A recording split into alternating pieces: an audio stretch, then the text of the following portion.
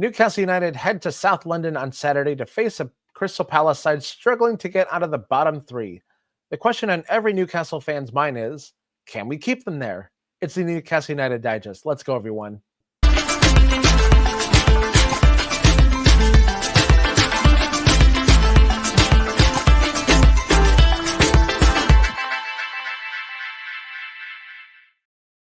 Hello, everybody, and welcome out to the Newcastle United Digest, the channel giving you tuned content in bite-sized chunks. My name is Adam Snyder, and if you are new to the channel, welcome out and hope you had a happy Thanksgiving. And if you're watching this on Black Friday, hope you're getting some great deals during your shopping and you are enjoying yourselves. Hope you get it out of your system and are ready to watch some Newcastle United football on Saturday. I'm excited for that. I hope you are too. And the reason why I am so excited is because we are going to be facing a Crystal Palace side that I really think is beatable. And in this episode, I'm going to tell you just why I think that's going to happen. I'll give you some players to watch for Crystal Palace that could be an issue for us. I'll also talk about some of the injury woes that we have after the game against West Ham on Monday, what I think will be our keys to the game and how to defeat Crystal Palace. And I'll also give you my starting 11 and score predictions for this game. So let's dive right into it. And for this game, I'm going to give you 4 players to watch. One of them might play, one of them might not play. The 2 that definitely will play are Sarr and Mateta up front. Both of them are very speedy forwards that can really burn us on the counterattack. If Palace decide to park the bus against us, similar to how West Ham did against us last weekend, we could be in for some trouble with those 2 on the break, especially if Dan Burn returns to the side. He's just going to be completely outpaced. And joining them could possibly be Eberechi Eze.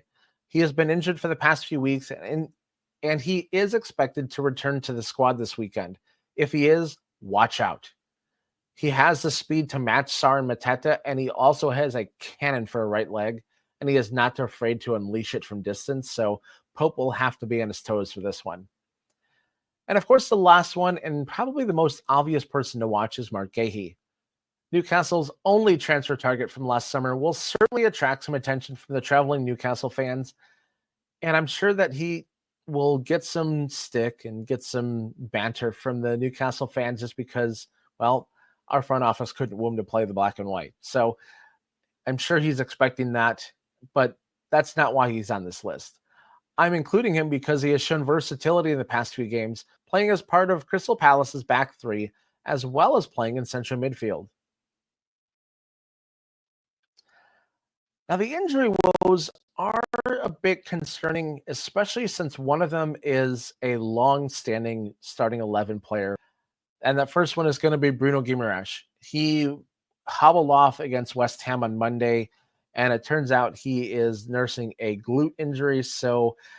And there's a very good possibility that he could be in just as much pain sitting on his butt watching the game as he would be trying to play it. I have a feeling that Eddie will err on the side of caution and probably not include him for the squad this weekend. But as of this recording, we really don't have any indication either way. And you'll just have to watch Eddie's press conference on Friday morning. And the other player who hobbled off on Monday was Joe Willock. Willock complained of some lower leg pain during the Monday's match, and he could be doubtful for this weekend as well. And this one I'm really, really bummed about because this seems like the game that Willock would absolutely take advantage of because of some things I'll allude to in my next segment, which would be keys to the game. I'm hoping that he is back to enough fitness where he can at least come off the bench and be an impact sub in this game, because I really think that he is going to tear this game apart if he plays. Now, my keys to the game are going to involve some speed and precision that we didn't see the last game against West Ham, but we have seen this so far this season. Crystal Palace has been playing a back 3 for this entire season, and they've been leaking goals, and they just cannot hold on to a lead. And I think that's going to be the first thing that we need to really attack, because their back 3 is so shaky. They lose their shape so easily, especially in transition and when they're moved from side to side in attack. They can also get too aggressive when you attack them down the middle, and it opens up some passing lanes to find forwards wide open for a breakaway.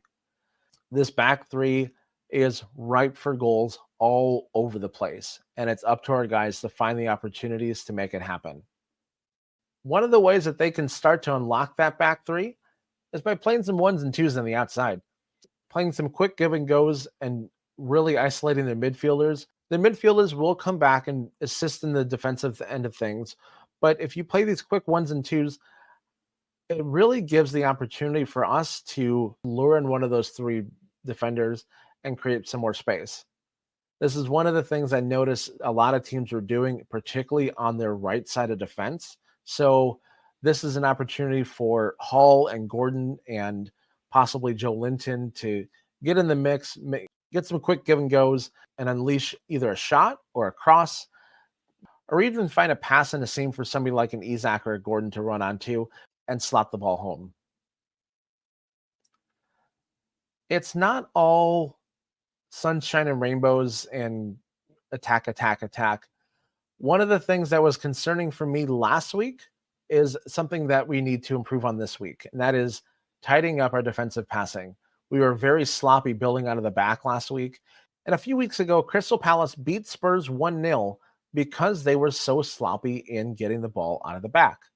So if we can tidy this up, and I really think we will with Burn returning to the lineup, I think that this will be something that will improve, and it must improve for us to win. And now let's move on to my predicted starting 11 for the weekend. As I mentioned, I don't think that we'll see Bruno or Willock in the starting 11. Willock may make it to the bench. Bruno might not. He might not even be in the squad. So we'll have to see how that plays out. And if you want more information about this, I don't have as of the time of this recording. So you'll have to head over to Newcastle United's YouTube channel or head over to newcastleunited.com to watch Eddie's press conference. However, based on the information that we do have, the starting 11 will be a pretty easy one to predict. And the easiest one to predict is Nick Pope in goal. I say this every week. He still hasn't done anything to lose his spot, and I don't see that changing anytime soon. So for the foreseeable future, expect Popey playing goal for Newcastle United. Defense will also be pretty predictable. You'll see Burn come in for Lloyd Kelly, with the rest of our defensive line staying the same, with Tino Livramento, Fabian Schär, and Lewis Hall rounding it out.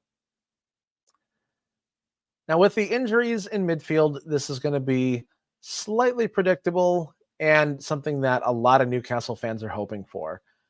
You're going to see Sandro Tonali start alongside Longstaff and Joe Linton. With Bruno's injury, Sandro Tonali will get an opportunity to see what he offers in this side, and it's a great chance for all of us to see what he can really do, especially against a side like this.